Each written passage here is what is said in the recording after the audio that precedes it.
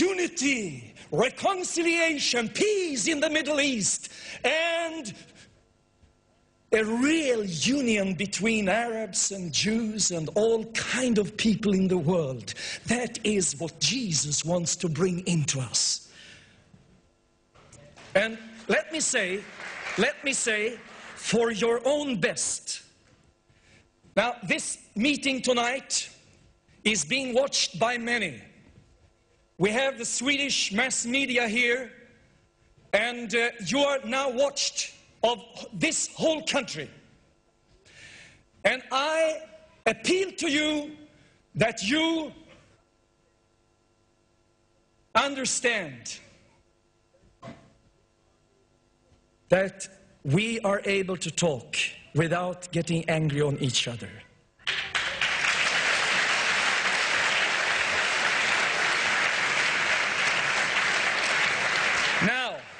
I must take those statements by Mr. Deedat. I have still 15 minutes.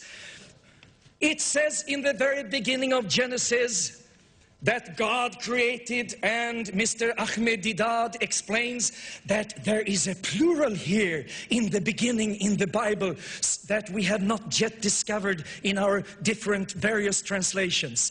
But you see, as you read the whole chapter, you find that the plural is there. And the plural is even in the Quran. Because when God talks about himself, he says, let us make man into our own image. So if Elohim means God in plural, this is the wholeness. As the whole Bible tells us, God is not just a single individual in the sense of human thinking. He's beyond our comprehension. How do you say it in English now? Comprehension. Yes. So there is no contradiction in that. The Bible clarifies it very well in the first chapter of Genesis. And let me say, we have an expert in adding to the Bible what is not there. And that expert is present here tonight. His name is Mr. Ahmed Deedat. Tomorrow evening, I'm going to give you many examples how Mr. Deedat miscredit my Jesus. And sometimes I'm a little wondering about the honesty, but we are going to have dinner together, lunch together, and we'll talk and find out. Now, which one of your questions? Take this one. Satan said to David, count the people, and in the other version it says God said, count them. Well, if you're a father, you know the same from your children. Sometimes they say, Daddy, Mommy, I want to go to the cinema. And you say, no, don't go. And they continue to say, I want to go and see that film. But the father says, no, don't go. I'm going to cry the whole evening. No one loves me in this house. I want to go and see that film. And after having repeated that 10 times, finally you say, okay, go. This is what happened. Satan tempted David to do something wrong. And David said, God, I'm going to count. God said, no. David said, no, I'm going to count them.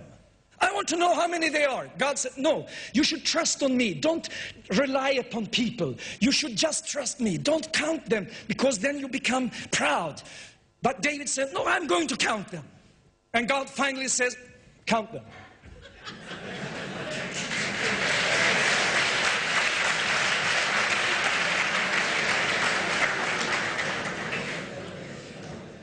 Now,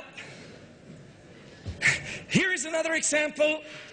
Mr. Deedat in this book has written like this, that there is a contradiction saying that David slew the men of 700 chariots. And in the other version it says, David slew of the Syrians 7,000 men. No difficulty at all. in every chariot there were 10 men.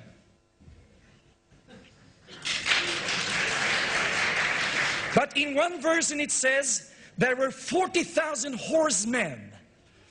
In the other one it says 40,000 footmen. No difficulty at all.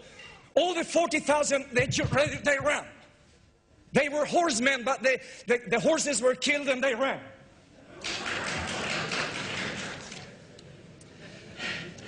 And here it says Solomon had 4,000 stalls for horses. In the other version it says Solomon had 40,000 stalls. A difference of 36,000. No. You see, this is a testimony about how God was blessing. And in the beginning he had 4,000, and after some years he had 40,000.